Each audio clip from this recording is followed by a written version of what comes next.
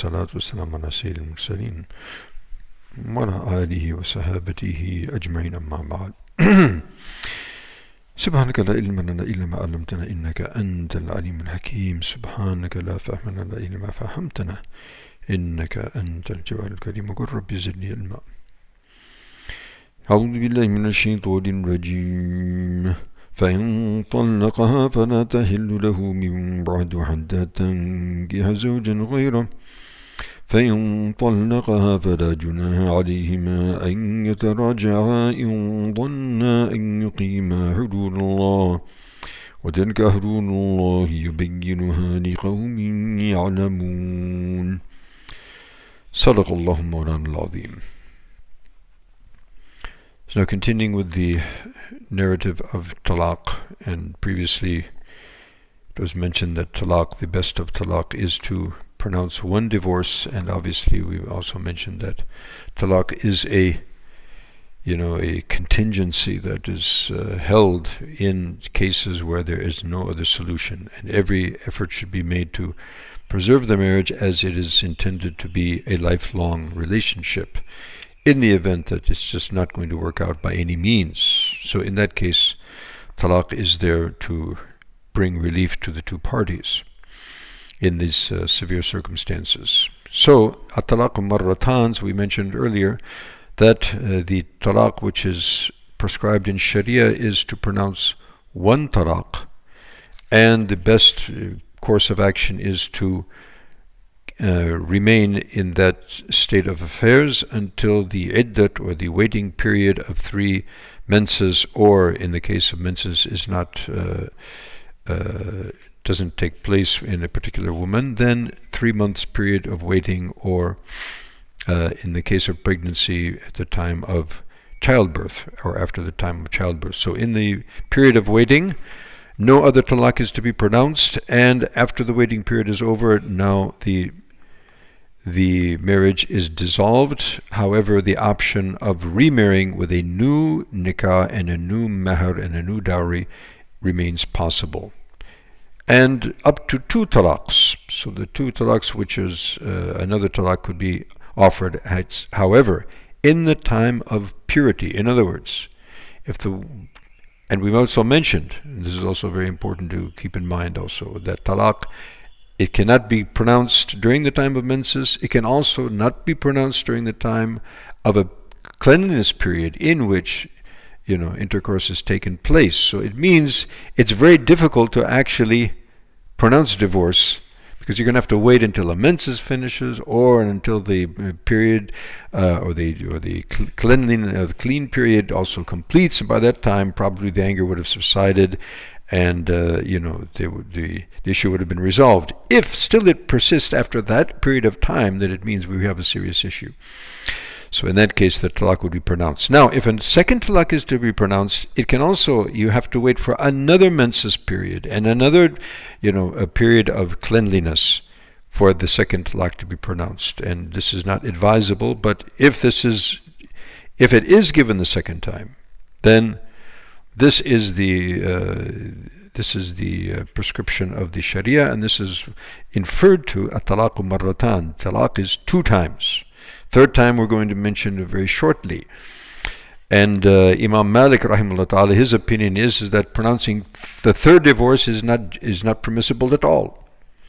In any case, if advertently or inadvertently, so the person pronounces a third talaq, and again, the third talaq is not prescribed, but and still, if another period of menses and another period of cleanliness, and then a third talaq is pronounced, in this case, this is irrevocable, and now this woman and man cannot remarry hatta tankiha zawjan ghayra, until this woman, not by design but by circumstances, marries some other fellow. And we also have this issue, that people think, they play around with the Sharia, and they think that this woman, he's given 3 talaqs to the woman, so the woman is now irrevocably, divorced. And so, that's not a problem, just have her marry somebody else, for a night, and then come back and A'udhu billah. This is playing around with the deen of Allah subhanahu wa ta'ala. That's not the intention whatsoever. If this woman, after with her freedom of choice, marries some other fellow with the intention again of a lifelong relationship, okay? And for some reason or another, it just happens that it doesn't work out. And so that second person also gives talaq. And now this woman again becomes free. Now if this first husband, even after all of that, still has a desire to remarry, then that means that he's pretty sincere, because generally this would not be the case.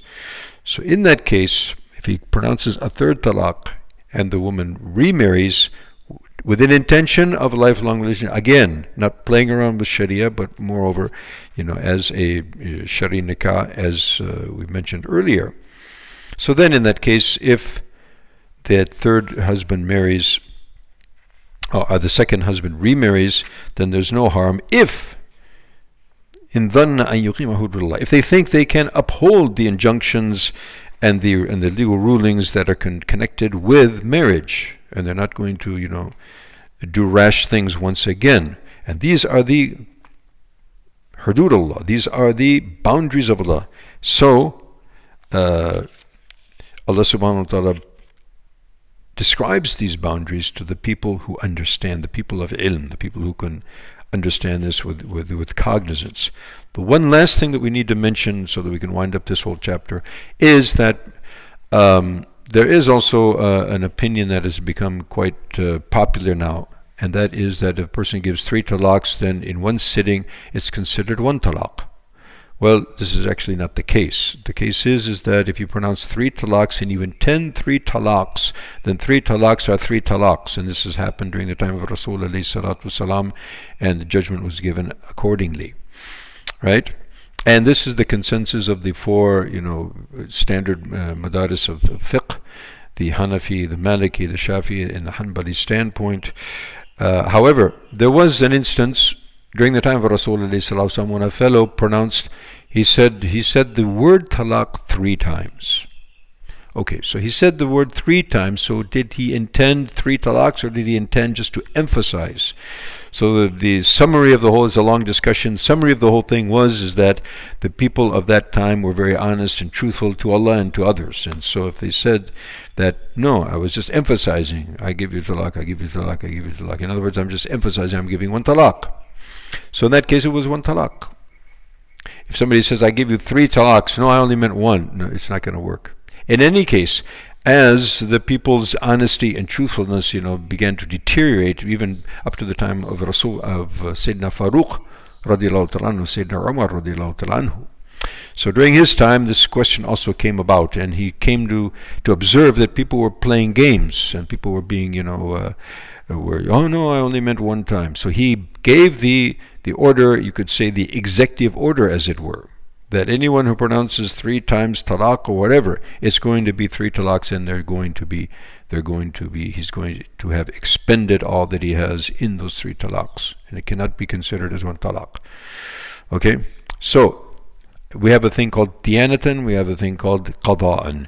In terms of between you and Allah, if you knew that you only meant 1 time talaq and you don't bring it in front of a qadi, then that's up to you to make your own decision. However, if it comes in front of the qadi, it comes in front of the Muslim jurist, and you say, he's not going to look at what you meant, because he can't go on that. He will go on what you actually said. You said talaq 3 times, or you said 3 talaqs, or whatever you said, 3 times, it's done, it's over. So people should be very careful about this, and talaq is not something that we should play with, and it is a last resort. So as we mentioned earlier, these are among the orders of Allah subhanahu wa ta'ala, or the ahkam that we hope that we don't have to make amal upon. May Allah subhanahu wa ta'ala give us al tawfiq. Wa akhir da'wan alhamdulillahi rabbil alameen.